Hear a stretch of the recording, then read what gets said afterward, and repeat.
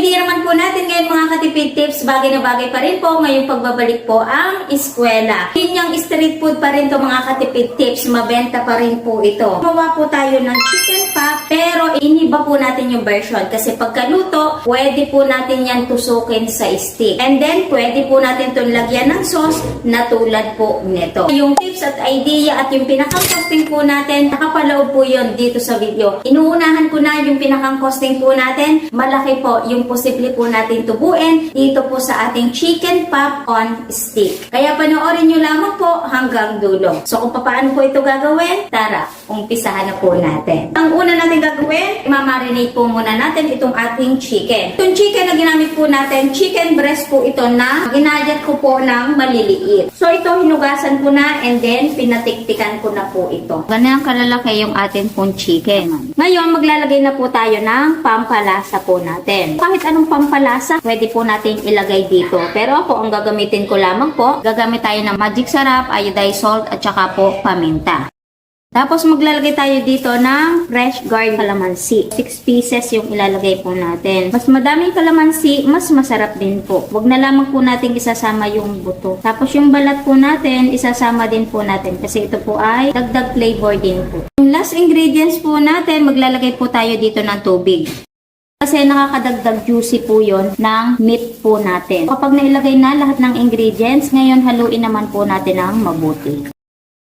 Kapag nahalo na po natin ito ng mabuti, iset aside po natin. Kung mamaya pang hapon natin lulutuin, so pwede po sa chiller. Kasi syempre, di ba, mas masarap po yung matagal ang pagkakamarinate. Dahil wala na akong time, saktuhan na po yung oras ko, imamarinate po natin habang nagagawa po tayo ng ating breading mix. Gumawa na tayo ngayon ng ating pong breading mix. Pagamit po tayo dito ng bread flour, cornstarch. Sa pampalasa natin, maglalagay tayo ulit ng iodized salt, magic sarap, at saka po paminta. Pwede din tayong gumamit ng white pepper. Maglalagay din po tayo ng mga herbs para mas mabango yung ating pong chicken pack. Gagamit tayo ng 5 spice, curry powder, at saka po paprika. Dahil wala po tayong garlic powder, fresh garlic po yung ilalagay po natin. Kapag nahalo na po natin yan ng mabuti, itong flour po natin, babawas po tayo dito. Kasi gagawa po tayo ng wet coating po natin. So, pwedeng pakaukaunti po muna ang bawas. Kapag kulang, dagdagan na lamang po natin. Ngayon, lalagyan po natin ito ng tubig. Yung atin man pong tubig dito, hindi naman siya ganun kaselan na talagang may sukat yung pinakang tubig. Medyo may labnaw po talaga yan, hindi po kailangan ng sobrang lapot. Mamaya makikita nyo kung paano po natin gagawin yung ating pong chicken pop. Mix na po natin ng ayos, so ganun lamang po yan. Nakikita nyo buo-buo, ayun po yung bawang. Dahil okay na tayo dito, magpainit na po tayo ng mantika na pagpiprituhan po natin. Lalagay ako dyan ng kalahati ng 1.5. Hintayin lamang po natin yung uminit at balikan na po natin yung ating chicken at yung ating po mga breading mix. Ngayon, magko-coating na po tayo. So, ito na yung ating chicken. Ilagay lang natin dyan yung ating mga chicken. Ngayon, ilagay naman po natin dito. Tapos, i-coat natin. Kung gusto nyo pa ng mas makapal mga katipid tips, pwedeng ibalik po ulit natin itong ating chicken dito. Tapos saka po natin ulit ibalik dito sa ating breading mix. Kumbaga double coating para mas makapal. Pero kung tayo satisfied na sa kapal nito, sa coating, so pwedeng hindi na po natin itong ibalik. Gumamit lang kayo ng strainer para yung natitirang flour is hindi na po makasama pa para maag-ag katulad po nito. Pagkatapos po nito, diretso na po doon sa ating pong paglulutuan. Hanggat hindi pa matigas yung ating balat, huwag nyo pong hahaluin. Hindi po mahiniwala yung breading. Ito, iintayin na lamang po natin yung mag-brown. Kapag ganyan, brown na, luto na po yan. Dito, para hindi tayo lagi ganong masunugan ng ating oil, lagi nyo pong linisin yung ating pong mantika. So, kailangan pinong-pino yung gagamitin po nating strainer. Ganun lamang po yung gagawin po natin and then magbabalik po tayo. Dahil okay na tayo dito sa ating chicken pop, nakapagprito na tayo, ngayon magluto naman po tayo ng sauce na babagay din po dito. Gagawa po tayo ng mabilisang sweet sauce na ipapartner po natin dito. Pero ito, pwede po natin itong gamitan din ng gravy. So, gamit po tayo ng 1 cup po ng BBQ. So, konti lang po yung gagawain po natin. Halimbawa, na-try nyo na to at nagustuhan nyo po yung lasa, pwede namang doblehin natin po yung mga ingredients po nito. Kapag nga po ako gumagawa po nito, hindi ko na sinusukat. Talagang pinagsasama-sama ko na siya sa kawali. Kasi ang ending lang naman po nun, titikman lamang din naman po natin yung balanse, yung medyo asin, yung alat, at saka tamis. Ganun lang naman po. Pampalasa po natin, maglalagay tayo dyan ng magic sarap, 1 sachet, rock salt, paminta, suka, maglalagay din tayo ng white sugar. Ito, optional. Pwede rin tayo dito maglagay ng oyster sauce. Estimate 2 tablespoons. Yung last ingredients po natin, maglalagay po tayo dito ng tubig. Sasabayan po natin ng halo para yung ketchup po natin hindi po magbuo-buo. Kasi ito pong ating ketchup is super thick, sobrang lapot. Nung nakakaraan may nagtanong kung hindi na ba ako naglalagay ng cornstarch, harina sa pampalapot. So hindi na talaga ako naglalagay kasi sa sobrang lapot nga po nitong ating BBQ ketchup. Kung napalabnaw, pwede naman tayo maglagay ng cornstarch. Pag nahalo na po natin yan ng mabuti, pwede na po nating buhayin yung ating pong apoy at iintayin lamang po natin itong kumulo. At yung lasa po nito is okay na po sa akin. Ayan, kung itatanong nyo kung gusto nyo ay medyo maanghang, pwedeng mag-add tayo dito ng hot sauce. Dahil okay na po tayo dito, balikan na po natin yung ating pong chicken at idea naman po sa packaging po natin. So dito, gagamit po tayo ng stick. Ito yung pinakamaliit na stick. Ito, idea na street food natin itinda. Halimbawa, kung meron tayong mga food cart, pwede po natin itong itinda. Kada isang stick, naglalagay po ako ng 3 pieces. Wow! Ang ganda. Ang pwede rin naman natin gawin dito kapag natusok na natin sa stick, kapag merong bibili o kaya pan-display po natin, pwedeng hilamusan po natin yan nung sauce na ginawa po natin. Parang style barbecue lang mga katipid tips.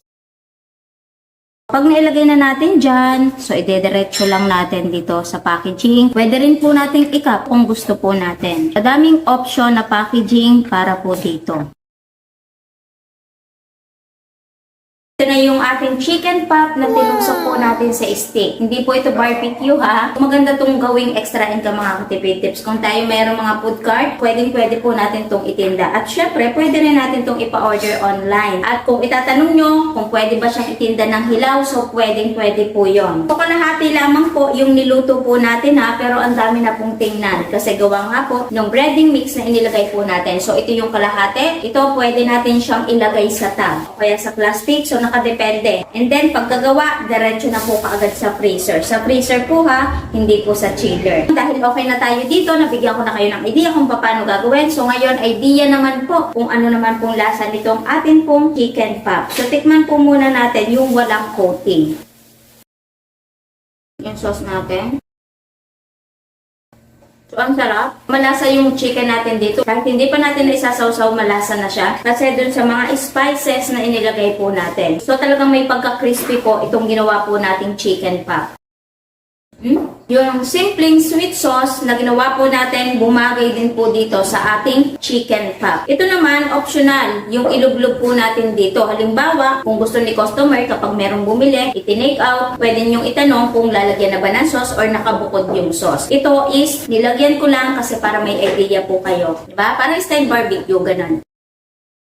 Ang sarap din. So overall, masarap mga katipid tips. Walang halong biro. Magugustuhan nyo din po ito. Lalong-lalo na po yung mga chikiting po ninyo. Try nyo po itong ating chicken pop na ginawa po ngayon. So ngayon, ang magiging tanong at tipid tips, gagawin ko siyang extra income. Magkano po ang magiging puhunan, magkano magiging bentahan, at posible po nating tubuin. Mag-costing na po tayo. So yung costing na gagawin po natin ha, costing pa rin po yun dito sa lugar po natin. Mag-costing pa rin po kayo ng sa inyo. Kasi iba't iba tayo ng presyo na mabibili po natin. Dito, bibigyan ko kayo ng idea kung paano natin siya i-costing, okay? Umpisahan po natin doon sa ating chicken nung minarinate na po natin, nilagyan ng pampalasa. So, 1 kilo ng chicken, 200 pesos. Kalamansi, 5 pesos. Bawang at paminta, 5 pesos. At sa pampalasa po natin, magic sarap at asin, sasabihin na lamang po natin na 6 pesos. Kaya ang total po ay 216 pesos. Pero, i-divide po natin sa dalawa. Kasi yung pinirito lamang po natin ay kalahati lamang po. po. May puhunan na 108 pesos po dito sa ginawa po natin. Ngayon, ang tuusin naman po natin ay yung ating pong breading mix. Sa flour at saka cornstarch, pagsamahin na dahil pareho lamang naman po ang presyo ng 1 kilo. Pumapatak po ng 36 pesos. So sa pampalasa po natin, 1 tuusan na lamang po para hindi po ganun kahaba yung video po natin. Nilagay po natin pampalasa steak kakaunti. Sabihin na lamang po natin ng 24 pesos. Kaya ang total po lahat ay 60 pesos. Ginawa po natin breading mix, saktong-sakto po yun dito sa ginawa po natin. Ngayon, ang tuusin naman po natin ay yung ating pong sauce. 1 cup ng BBQ ketchup, 8 pesos. Kasi 1 galon is mura lamang po. Sugar, 8 pesos. Sa pampalasa po ulit natin, pag sumasamahin na yung ating pong magic sarap, asin, paminta, sabihin na lamang po natin na 10 pesos. Suka at oyster sauce, 5 pesos. Kaya ang total po lahat ng puhunan dito po sa sauce na ginawa po natin ay 31 pesos. Itong sauce na ginawa po natin, labis pa po yun dito sa kalahating kilo. Pero tutuusin na po lahat natin dito. Kasi halimbawa kung gagawin natin siyang extra income, hindi maiiwasan dyan na magpapadagdag diba ng sauce. Ngayon, pag plusin po natin at ang kakalabasan po ng 199 pesos. Pero magpa-plus po tayo ng other expenses. Plus po tayo ng 100 pesos para po sa labor, sa gas po natin at sa oil nung pinirito po natin ito. Usapang kalahating kilo lamang po. Kung 1 kilo yung niluto po natin, magiging 200 pesos po yung pinakang labor, gas, oil po natin. At ngayon, gagamit tayo dyan ng packaging. Sabihin na po natin na 50 pesos yung pinakang puhunan po natin na magagamit po natin dito po sa kalahating kilo. Kaya ang total po lahat ng puhunan sa kalahating kilo ay 349 pesos. Ngayon, i-divide po natin sa 25